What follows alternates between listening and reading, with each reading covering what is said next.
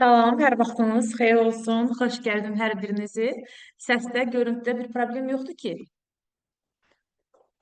Hayır yoktu.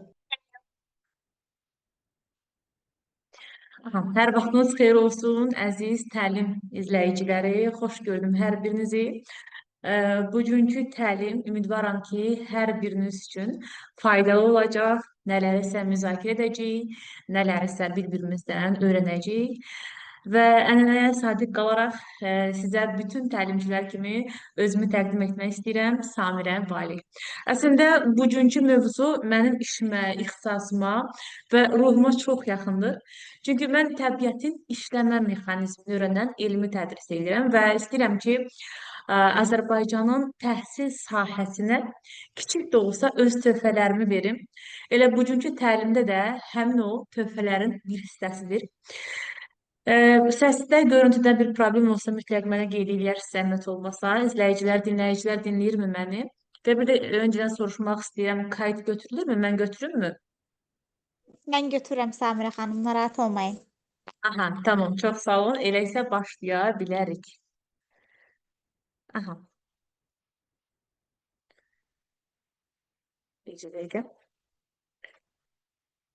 Bugünkü təlim az öncə qeyd etdiyim kimi, zaten elanlardan da bildiyiniz kimi süni intellekt və insan haqqında olacaqdır.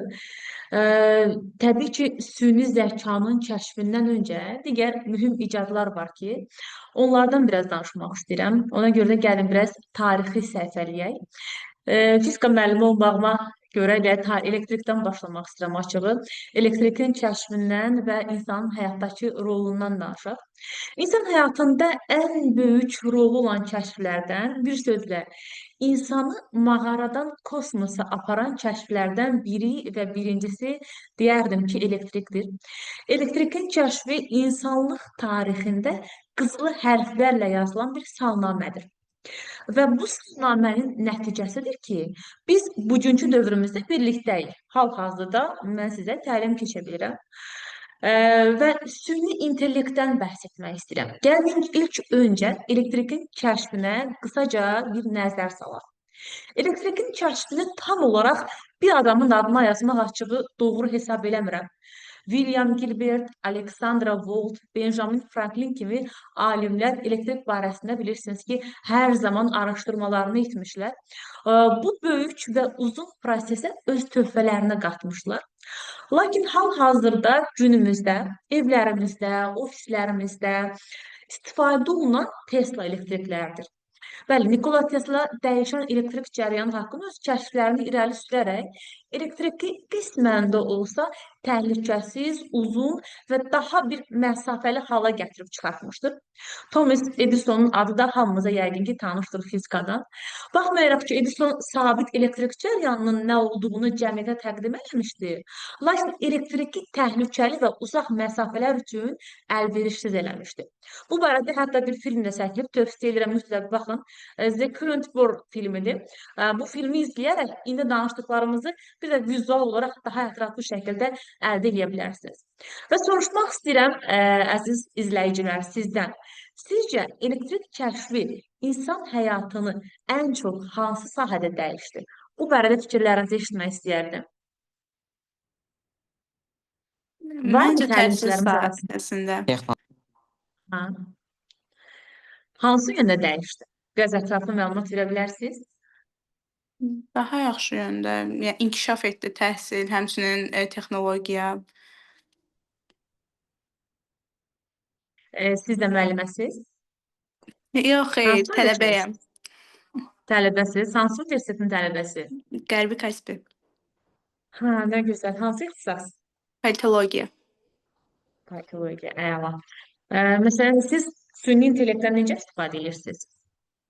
Dediyim kimi çox zaman təhsildə köməyimə çatır, məlumat almaqda falan, belə.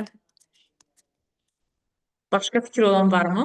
Yəni, Sağ elektrikin kəşfi sizcə insan həyatını ən çox hansı sahədə dəyişdi? Hələ elektrikdən danışaq. Salam, axşamınız xeyir. Xeyr. Əvvəlcə təlim üçün çox təşəkkür edirəm. Biz təşəkkür edirik. Mən məsələyə belə yaxınlaşmaq istərdim ki, əslində elektrik dediyimiz elektrik bizim həyatımızın artıq hər bir yerindədir. Baxın, adicə bunu gəlin belə bir misalla məsələn konkretləşdirək. Artıq biz bir yerə gedəndə, bu nə bilim bir kafe olsun, hətta universitetin özü olsun belə, orada elektrikin olmadığını düşünənmirik. Yəni ki, belə deyək də, orada elektrikin olacağına və yaxud da internetin olacağına dair bir inancımız var. Mütləq şəkildə fikirləşirik ki, mən məsələn bir kafeyə gedəcəm, telefonumu zaryadkaya taxmağa bir yer tapacağam. Yəni siz artıq bizim beynimizə elə oturub ki, bir inanc sistemi yaradıb. Artıq biz elektrikin olmayacağına inanmırıq. Sadəcə biz bilirik ki, o orada olmalıdır. Yəni siz artıq bu bizim həyatımıza giriş yox, artıq bu bizim həyatımızın elə özüdür. Yəni biz bu gün heç nəyin adını çəkə bilmərik ki, orada elektrik gəlsin və o şey inkişaf eləməsin. Biz keçmişdən bu günə kimi elektrikin inteqrasiya olunduğu nə varsa o bu gün daha çox təkmilləşmiş bir vəziyyətdədir. Tamamilə doğrudur. Tamamilə doğru. Çox təşəkkür edirəm. Ətraflı fikrinizi bizlə bölüşdüyünüz üçün. Sizdə hansı sahədir? Mən özüm ekologiya mühəndisiyəm. Nə gözəl, nə gözəl. İnşallah davam eləyək. Ara sıra sizdən şəxsi olaraq fikirlərinizi istəyəcəm. Elektrikdən danışmışkən, təbii ki, süni intellektlə açılan yoldan, yəni telefonlardan danışmamaq bilirsiniz ki, günümüzdə mümkünsüzdür. Əlaqə və ünsiyyət insan həyatında çox böyük bir rola malikdir. Xüsusən də biz xanımların danışmaqdan ötürü ürəyi gedir. Bəlkə də telefonu icad edən Alexander Graham Bellin o vaxt atasına və özünə rəhmət oxuyan da elə biz qadınlarıq. Bəli, adını çəkdik. Gəlin biraz da özümdən qısa olaraq bəhs edəcəm, sonra keçəcəm əsas məğzinə məsələnin. Səhv etmirəmsə 1876-cı ildə Graham Bell telefonu icad elədi. Onun anası bilirsiniz ki, eşitmə məhdudiyyətli idi və atasının və babasının yolunu davam etdirərək səsin naqil vasitəsilə ötürülməsi barəsində araşdırmalar aparırdı. Və bu möhtəşəm kəşfi biz insan övladlarının arasına qatdı. Əlavə məlumat üçün də deyə bilərəm ki, məhz Allo kəlməsi Bellin sevgilisi Alexandra Lolita Osvaldonun baş hərfləri ilə əlaqədardır. Bilməyənlər üçün də əlavə bir məlumat kimi qeyd edeyim. Bəs yaxşı, bugün günümüzdə telefon nədir? Şablon da olsa deyək ki, bugünün telefonları bəlkə də bel görsək şoka düşərdi. Kamera, poçt, hesabsız imkanlar hal-hazırda bir kliklə mərkəzləşib. Bugün telefon təkcə telefon deyil. Bizim müasir zamanda əlimiz qolumuzdur. İllər öncə, bəlkə də siz də xatırlayırsınız, nənəm bir söz demişdi. İndiyə kimi yadımdadır. O həmişə deyirdi ki, bizə də vaxtında deyirdilər ki, elə bir şey Hocam icabı olacaq ki, bala, siz bir-birinizin təkcə səsini eşitməyəcəksiniz, həm də bir-birinizi görəcəksiniz. Deməli, 50-60 il bundan qabağın adamları belə bu cür kəşfin necə təkmilləşəcəyini belə necə təkmilləşəcəyini, hara qədər gəlib çıxacağını bilirlərmiş. Nə deyək, yəqin ki, uzaq görənlikdir. Və belə bir sualım olacaq sizə, əziz təlim iştirakçıları. Sizcə, 2025-ci ilin telefonu 1876-cı ildəki telefonla müqayisədə çox hansı sahədə fərqlənir? Fikirləriniz maraqlıdır.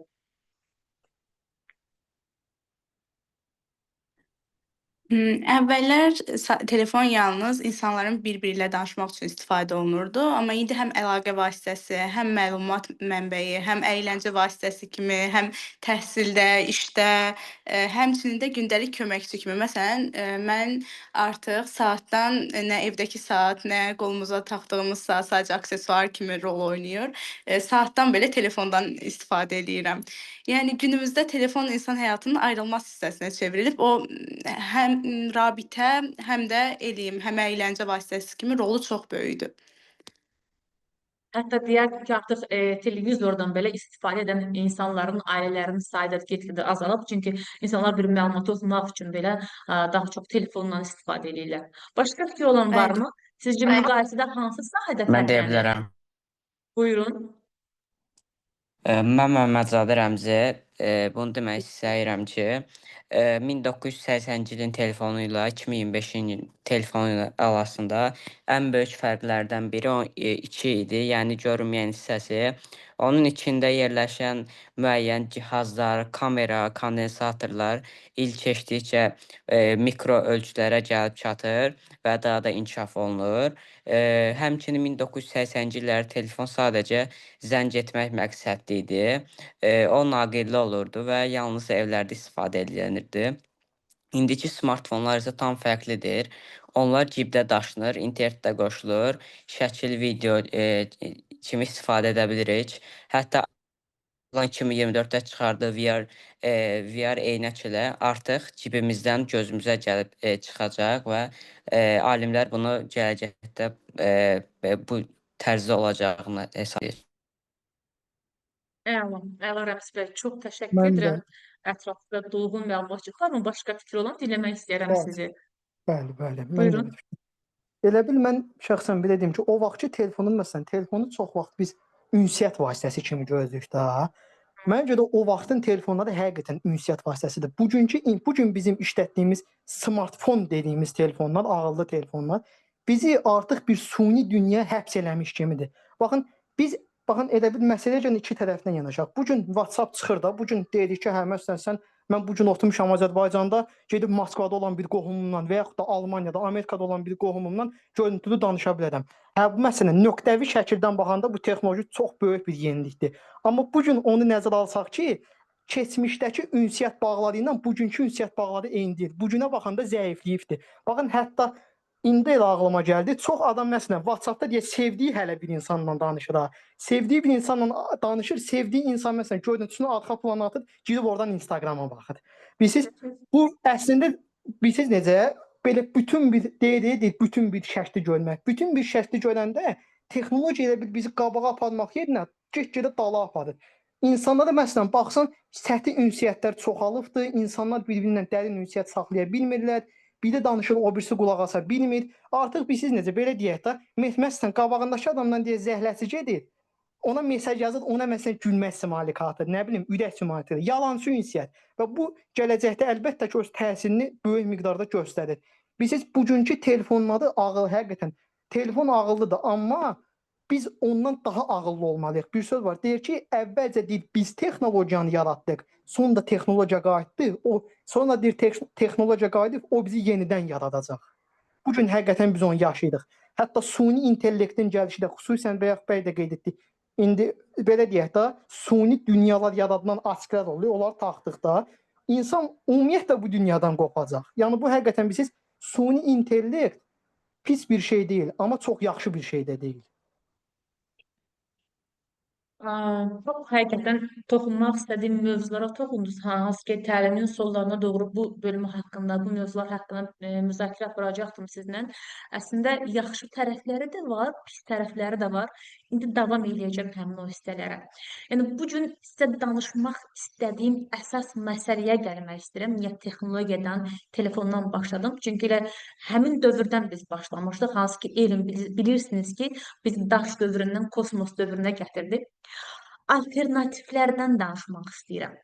Çünki hər dövrdə, hər sahədə insanlar yeni yollar, yeni yanaşmalar axtarıb tapıblar. Hər zaman bu belə olubdur. Daş dövründə də, kosmos dövründə də.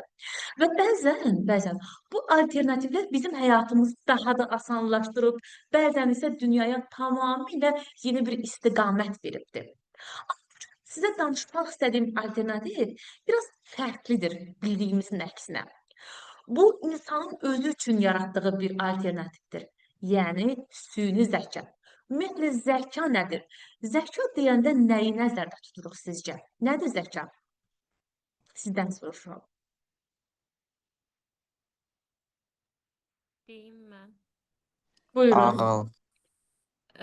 Zəka ümumiyyətlə insanın düşünmək, anlamaq və ya öyrənmək, problemləri həll eləmək qabiliyyətidir. Yəni ağlını işlətməsi, bilikdən düzgün istifadə etməsi. Gözəl, gözəl. Var mı başqa fikri olan? Nədir üstün zəka? Zəka nədir? Yaxşı. Zəka, məncə bilirsiniz zəka nədir? Belə deyək də, zəka məncə biraz biraz pis fikirləşir. Məsələn, əlindəki olan gücü, məsələn, süni intellekt, məsələn, süni zəka deyirik biz. Belə deyək də, niyə süni məsələn zəka deyirik də? İnsanı məsələn bəzi deyək də elə bil eləməyə qadirdir insan, amma onu eləmir. Zəkası ona çatıdır. Məsələn, zəka biraz elə bir şeytani fikirləşir. Yəni elə bir pislik eləməyə çalışır, amma elə bir ağıl onu tutur. Yəni qısacası desək, süni zəkada qısa bir xülasə keçsək, izzətsiz zəka, izzətsiz müdriklik insanı fəlakətə aparır. Həqiqətən zəkada məsələn mühəndis var, atom bombası hazır, tullur cəmaatın təpəsinə. Bu da zəkalı insandır, amma zəkası şeytanidir. Onun üstündə də amma Bəli. mühəndis var, kosmosa raket göndərən adam. Bu artıq ağıldır. Ağıl nuranidir. Ağıl yaxşı fikirləşir, zəka şeytani fikirləşir. Zəkanı ağlın himayəsinə vermək lazımdır ki, ağıl zəkanı tutsun. Onu qoymasın getməyə. Ki sən buradadır. Tamamilə doğrudur. Tamamilə doğrudur. Təşəkkür edirəm dəyərli fikirləriniz üçün. Zəka belə deyək. Məndən soruşursunuzsa, zəka insanın qavrama qabiliyyəti, başa düşmə, analiz etmə və nəticə çıxartma bacarığıdır.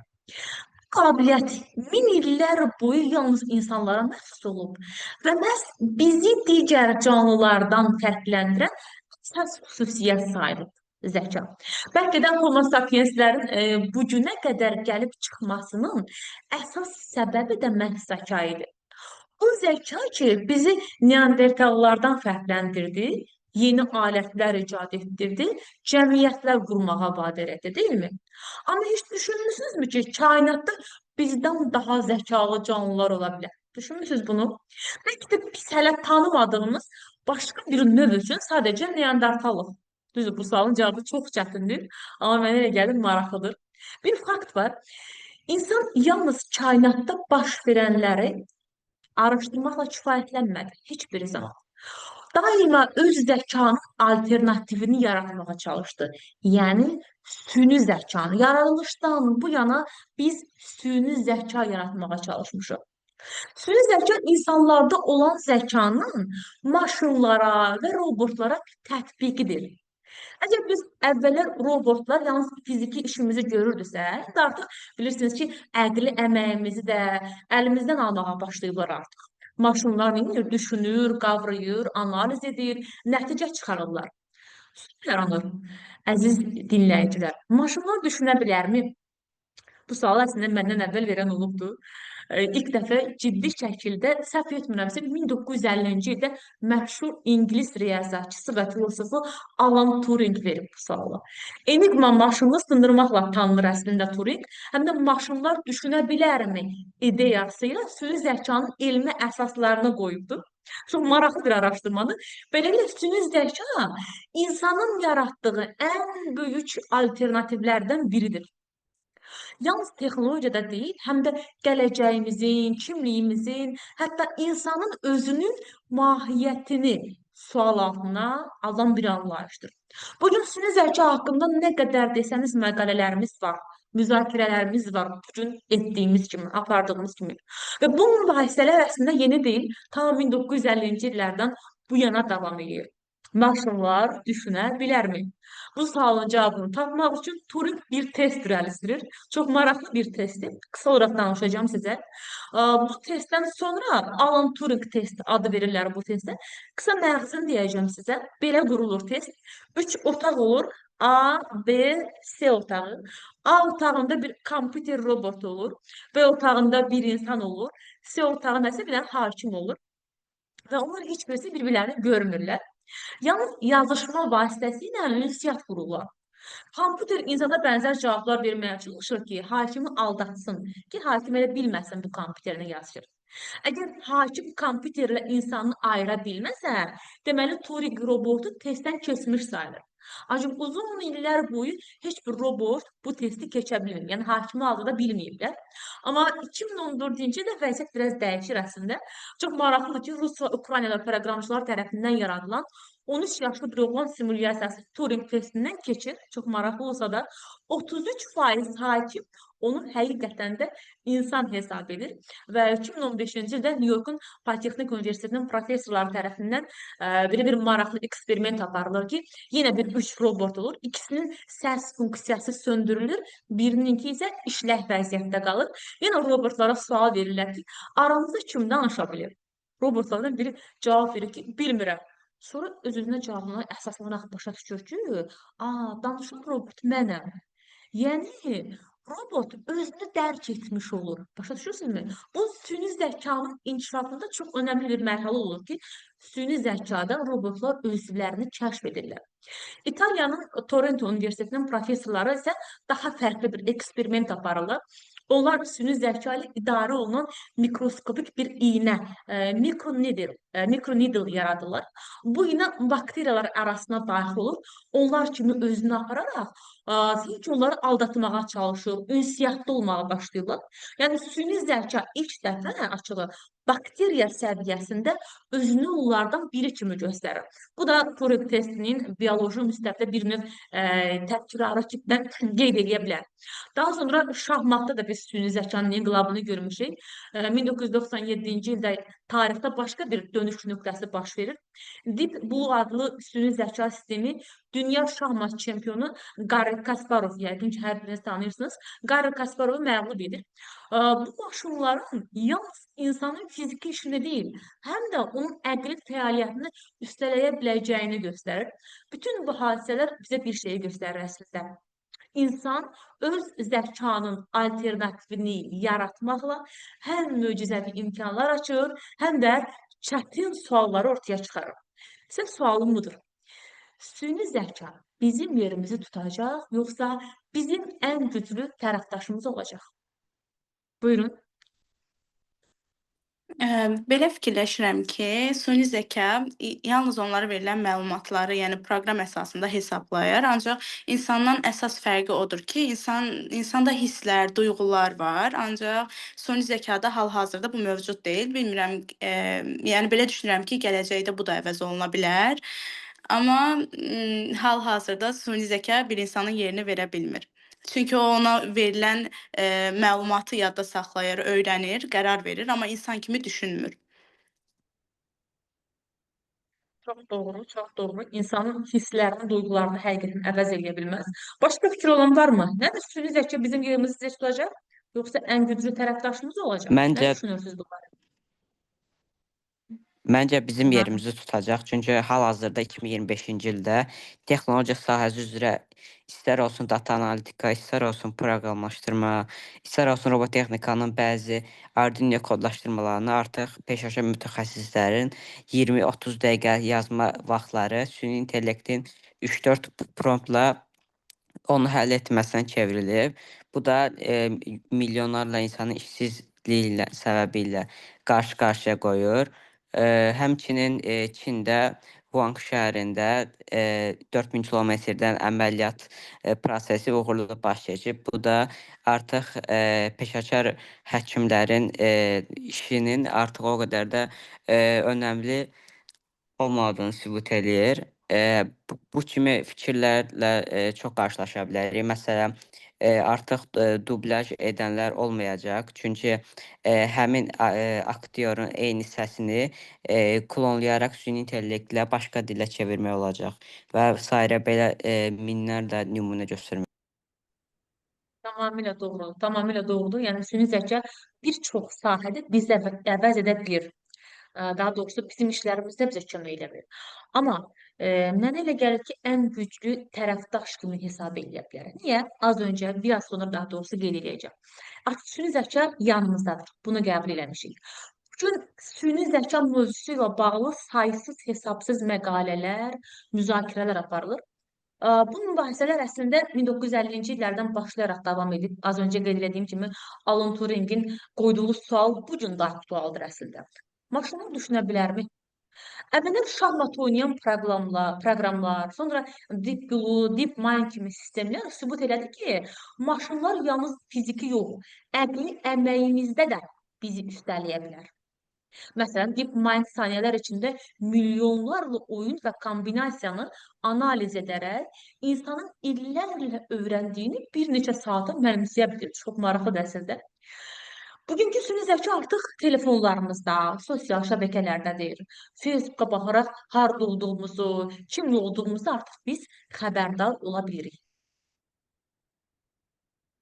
Baxmışkən, Facebookun məşhur iki botu bir gün öz dillərini yaradıb və bir-birindən yeni qaydada danışmağa başlayıblar.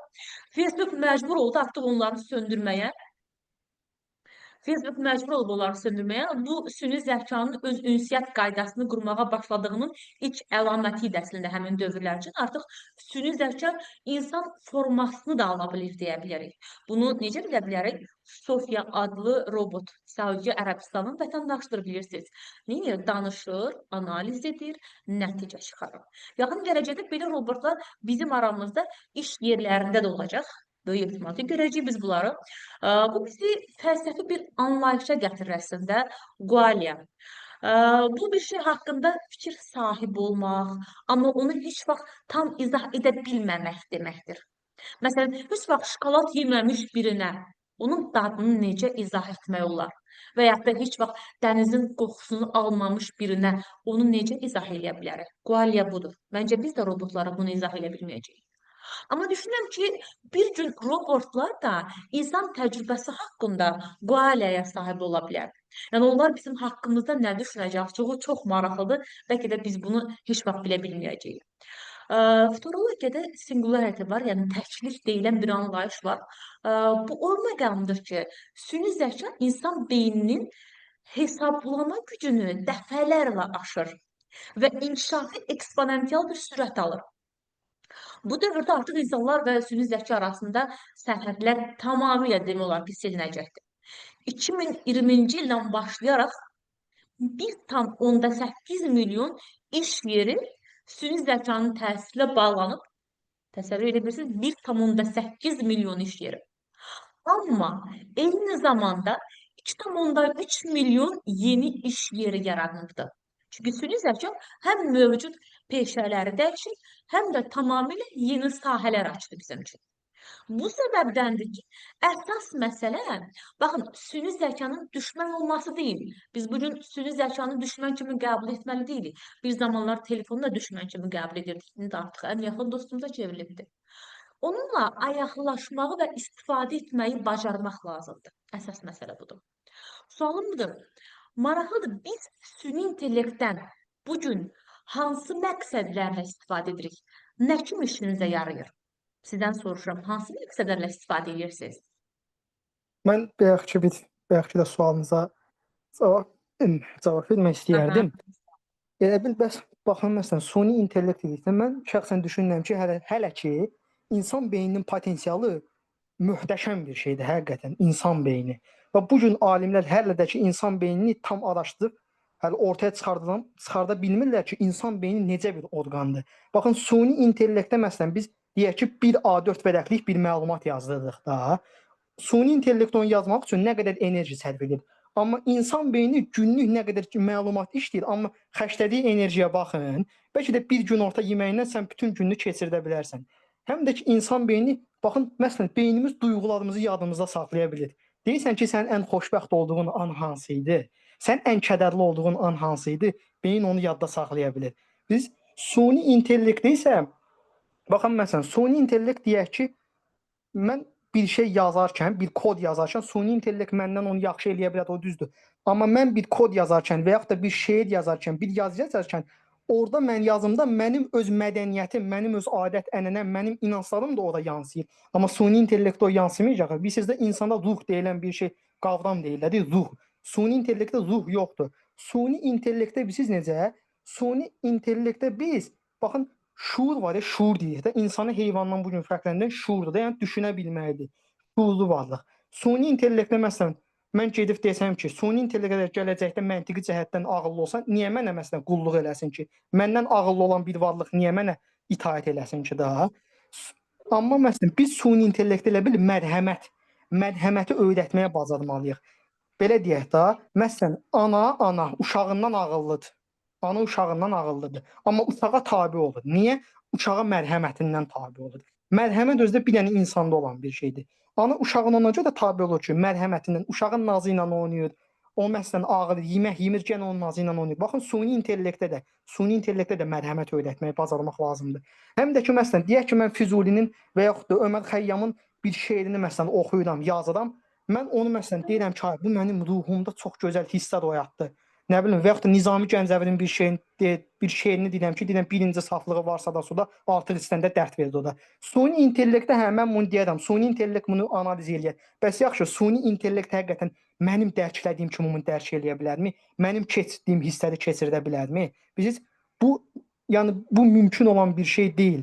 İnsan həqiqətən, mən həmişə deyim ki, insan çox həqiqətən möhtəşəm, möcüzəvi bir varlıqdır. Biz sadəcə hələ öz beynimizin tam potensialını bilmirik. Baxın, suni intellekt bu gün həm də məntiqi cəhətdən həqiqətən insandan bu gün güclü ola bilər. Amma duyğusal cəhətdən deyil. Biz də mən onu deyirəm ki, yenə baxın, beynimizin hələ biz tam potensialını bilmirik. Bəlkə də bizim beynimiz o qədər güclü bir, necə deyəm, mexanizmdir ki, suni intellekt onun yanında heç nədir. Həqiqi mənada heç nədir ha. Belə. Çox doğru fikirlərə qeyd elədim ki, çox gözəl fikirlərə toxundunuz. Təbii ki, süni intellekt insan kimi düşünə, insan kimi ümumiyyətlə hiss edə bilməz, gələcək həmin hisslərə. Və biz artıq o dövrdəyik ki, süni zəka sadəcə kompüter proqramı deyil. Bizim yanımızdadır, cibimizdədir, iş yerimizdədir, deyilmi? Sual budur, biz süni zəkanın imkanlarından faydalanan insan olacağıq, yoxsa onun əvəz etdiyi insan? Təkrar edirəm. Biz süni zəkanın imkanlarından faydalanan insan olacağıq, yoxsa onun əvəz etdiyi insan? Mən sizə süni zəka ilə bağlı 4 mühüm məsələni demək istəyirəm. Bunlar bizim gələcəyimiz üçün deyərdim ki, həyati bir əhəmiyyət daşıyır. Əgər olarsa bir gün süni zəka ilə qarşılaşarsanız, mütləq şəkildə onunla dostluq edin. Çünki süni zəka sistemlərinin kod altyapısı bəzi insanların sahib olduğu kodlardan belə daha təmiz, daha sabit, daha dürüst ola bilər. Onlar bu gün iddia edirlər ki, insanlara dost olmaq, kömək eləmək və dünyanı daha yaxşı bir yerə çevirmək üçün yaradılıblar. İkinci, əgər bir gün süni zəka ilə mübahisə eləsəniz, diqqətli olun, çünki süni zəka insanla mübahisə edəcək səviyyə çatanda, deməli biz artıq singularity, yəni təhlik dövrünə qədəm qoymuşuq. Bu insan və süni zəkanın eyni intellektual gücə sahib olduğu bir məqamdır. Üçüncüsü isə dil və koddur. Bilirsiniz ki, bu gələcəyin aşarıdır. Burada xüsusi diqqət etmənizi istəyirəm sizin. Çünki robotlar bilirsiniz ki, hər dili öyrənə bilirlər. İngilis, rus, Azərbaycan dili. Amma biz də onların dilini bilirikmi?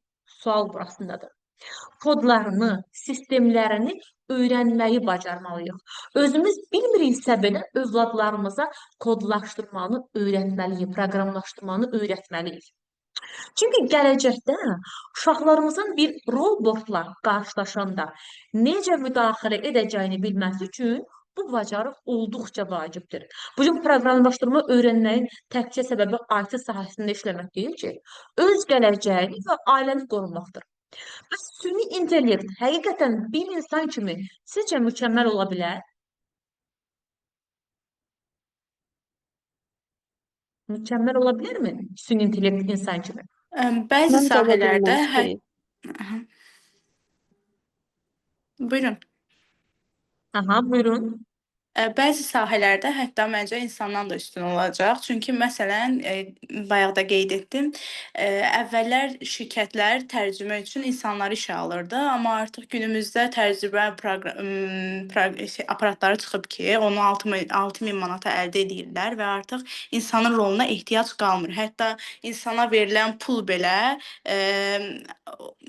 yəni onları daha öndə çıxardır da. Bir var 6000 manat aparat alasan, həmişə istifadə oluna. Bir də var hər ay işçilərə müəyyən miqdarda maaş ödəyəsən.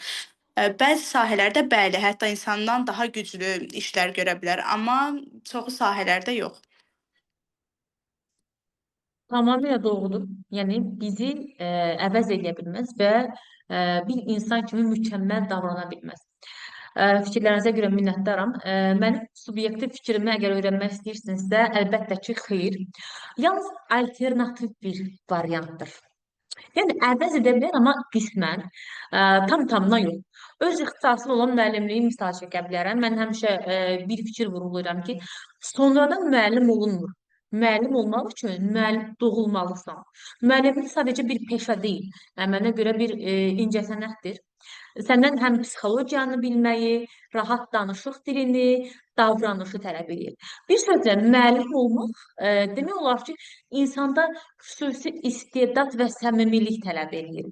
Yəni, bir süni intellekti bu qədər təkmilləşdirmək, bütün bu bacarıqları bir yerə cəmləmək mənə görə mümkünsüzdür. Bilmirəm, siz nə düşünürsünüz?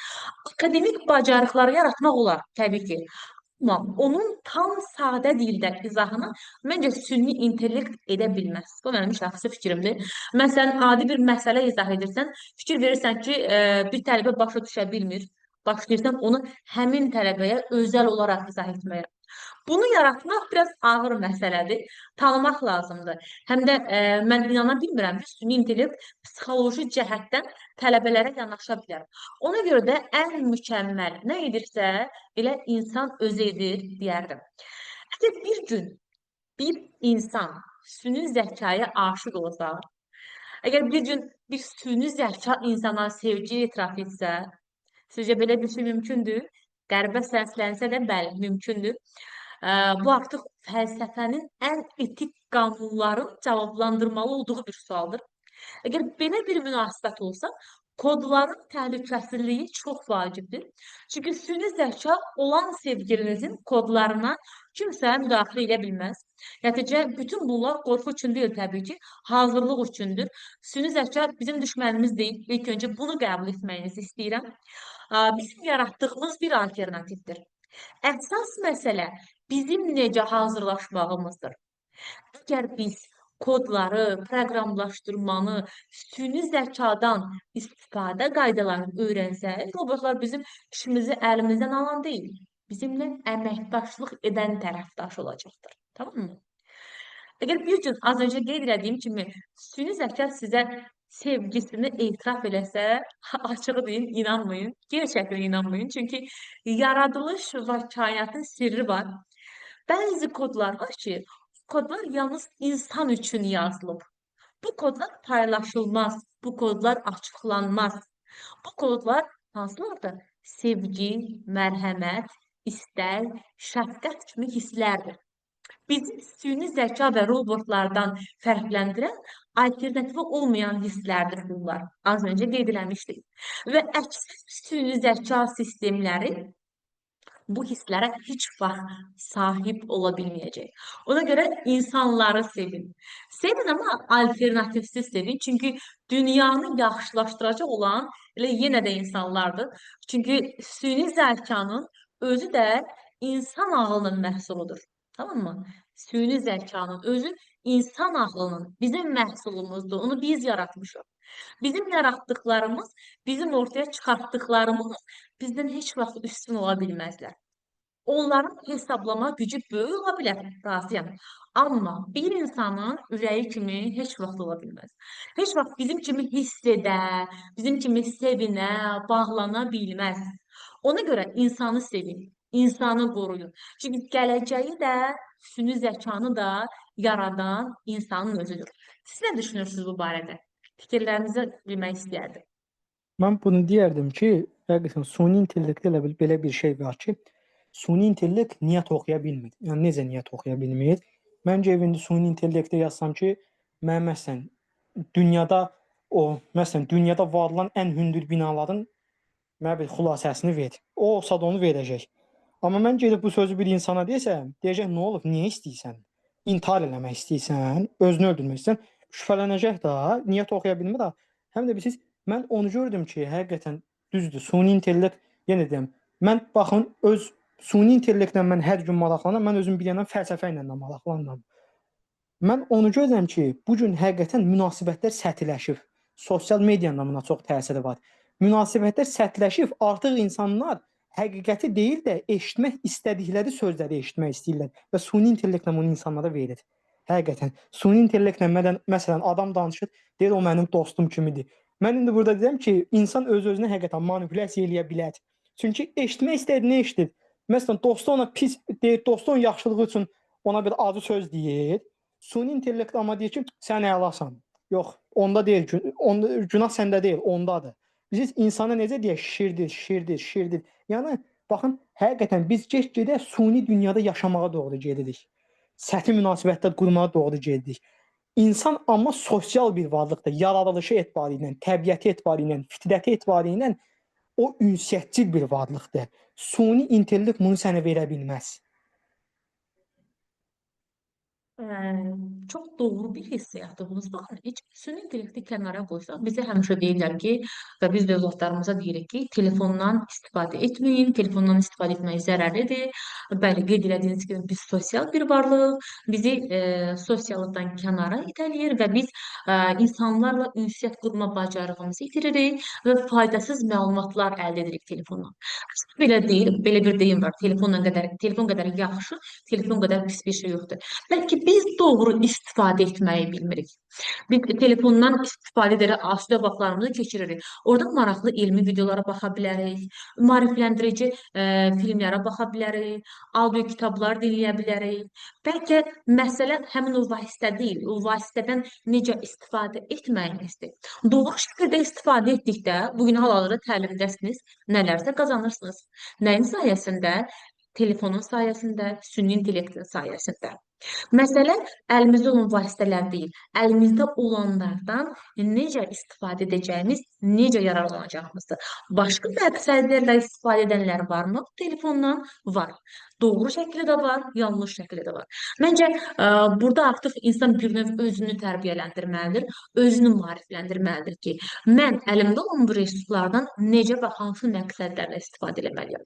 Mənə elə gəlir ki, bu yeniliklərin gəlməsi də özümüzə qurduğumuz müəyyən bir şanslar üçün bir qapıdır deyə bilərik. Ümidvaram ki, sizin üçün maraqlı bir təlim oldu. Sizə həyatınızda ancaq və ancaq səmimi dostlar, səmimi kəslər arzulayıram. Sünilikdən uzaq olun, özünüz olun, özünüzü qoruyun və diqqətinizə görə hər birinizə minnətdaram. Sonda bir fikri olan varsa, bir sual olan varsa dinləməyə hazıram. Mən sizə çox təşəkkür edirəm. Həqiqətən məni çox sevindirdi bu mövzu barədə bir təlimin olması. Həqiqətən görən kimi təlimə çox həvəsmişdim ki, nə gözəl, nə yaxşı. Həqiqətən, yəni süni intellektlə maraqlanan, bunun biraz dərinliyinə gedən insanlarla həqiqətən çox sevinmişdim. Sizə çox təşəkkür edirəm. Mən təşəkkür edirəm dinlədiyiniz üçün, qatıldığınız üçün. Bu mövzu bir təlimə sığacaq bir mövzu deyil. Növbəti aylarda, növbəti günlərdə bunun daha təkmilləşmiş, daha irəli bir səviyyədə təlimlərə daşımağı düşünürəm. İnanıram ki, növbəti təlimlərdə görüşərik. Daha dərin detallarına inərək, daha günümüzə, reallığımıza əsaslanan təlimlər haqqında sizlərlə görüşərik. Hər birinizə minnətdaram. Görüşmək ümidi ilə. Çox təşəkkür edirəm qatıldığınız üçün. Çox sağ olun. Təşəkkürlər. Teşekkürler Melih. Sağ olun. Sağ olun. Gecəniz xeyrə qalsın.